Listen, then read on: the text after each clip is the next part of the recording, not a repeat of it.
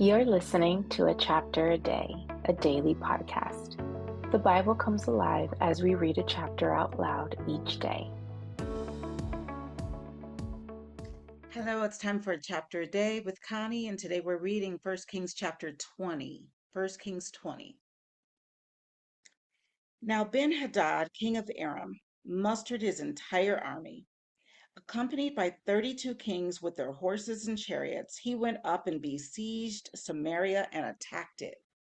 He sent messengers into the city to Ahab, king of Israel, saying, "This is what Ben-Hadad says: Your silver and gold are mine, and the best of your wives and children are mine." The king of Israel answered, "Just as you say, my lord the king. I and all I have are yours." The messengers came again and said, "This is what Ben-Hadad says: I sent to demand your silver and gold, your wives and your children. But about this time tomorrow, I am going to send my officials to search your palace and the houses of your officials. They will seize everything you value and carry it away." The king of Israel summoned all the elders of the land and said to them, "See how this man is looking for trouble? When he sent for my wives and my children, my silver and my gold, I did not refuse him." The elders and the people all answered, "Don't listen to him or agree to his demands." So he replied to Ben-Hadad's messengers, "Tell my lord the king, your servant will do all you demanded the first time, but this demand I cannot meet." They left and took the answer back to Ben-Hadad. Then Ben-Hadad sent another message to Ahab: "May the gods deal with me, be it ever so severely, if enough dust remains in Samaria to give each of my men a handful." The king of Israel answered, "Tell him, one who puts on his armor should not boast like one who takes it off." Ben-Hadad heard this message while he and the kings were drinking in their tents, and he ordered his men, "Prepare to attack." So they prepared to attack the city.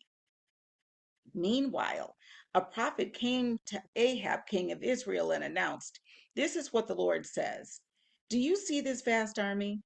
I will give it into your hand today, and then you will know that I am the Lord." "But who will do this?" asked Ahab.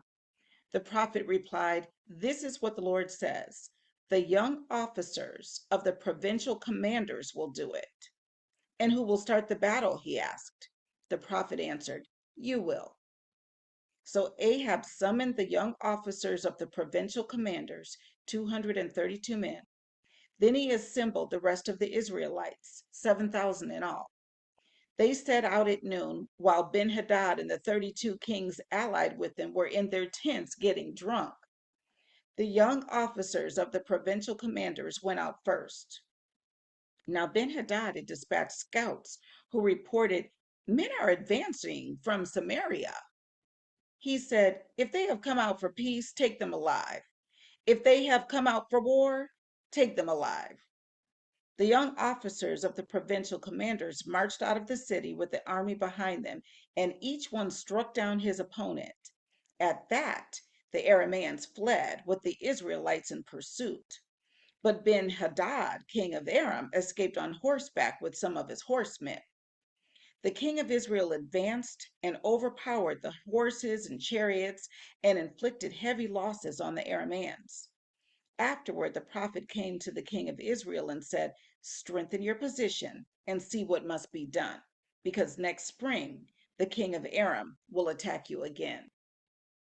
Meanwhile, the officials of the king of Aram advised him, "Their gods are gods of the hills. That is why they were too strong for us. But if we fight them on the plains, surely we will be stronger than they. Do this: remove all the kings from their commands and replace them with other officers. You must also raise an army like the one you lost, horse for horse and chariot for chariot, so we can fight Israel on the plains. Then surely we will be stronger than they." He agreed with them and acted accordingly. The next spring, Ben-Hadad mustered the Arameans and went up to Aphek to fight against Israel. When the Israelites were also mustered and given provisions, they marched out to meet them. The Israelites camped opposite them like two small flocks of goats, while the Arameans covered the countryside. The man of God came up and told the king of Israel, "This is what the Lord says. Because the Arameans think the Lord is a God of the hills and not a God of the valleys, I will deliver this vast army into your hands, and you will know that I am the Lord." For 7 days they camped opposite each other, and on the seventh day the battle was joined. The Israelites inflicted 100,000 casualties on the Aramean foot soldiers in one day. The rest of them escaped to the city of Aphek, where the wall collapsed on 27,000 of them. And Ben-Hadad fled to the city and hid in an inner room. His officials said to him, "Look, we have heard that the kings of the house of Israel are merciful. Let us go to the king of Israel with sackcloth around our waists and ropes around our heads. Perhaps he will spare your life." Wearing sackcloth around their waists and ropes around their heads, they went to the king of Israel and said, "Your servant Ben-Hadad says, 'Please let me live.'" The king answered, "Is he still alive?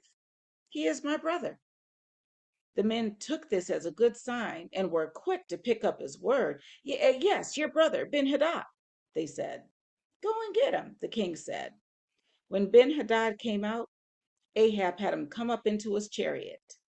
"I will return the cities my father took from your father," Ben-Hadad offered. "You may set up your own market areas in Damascus, as my father did in Samaria."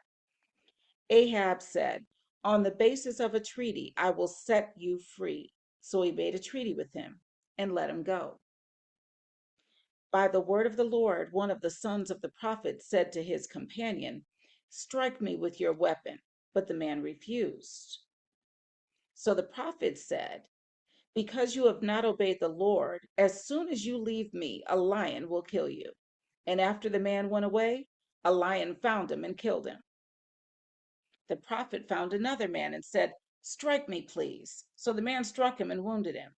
Then the prophet went and stood by the road, waiting for the king. He disguised himself with his headband down over his eyes. As the king passed by, the prophet called out to him, "Your servant went into the thick of the battle, and someone came to me with a captive and said, 'Guard this man. If he is missing, it will be your life for his life, or you must pay a talent of silver.' While your servant was busy here and there, the man disappeared." "That is your sentence," the king of Israel said. "You have pronounced it yourself." Then the prophet quickly removed the headband from his eyes, and the king of Israel recognized him as one of the prophets. He said to the king, "This is what the Lord says. You have set free a man I had determined should die. Therefore, it is your life for his life, your people for his people." Sullen and angry, the king of Israel went to his palace in Samaria. And that was 1 Kings chapter 20.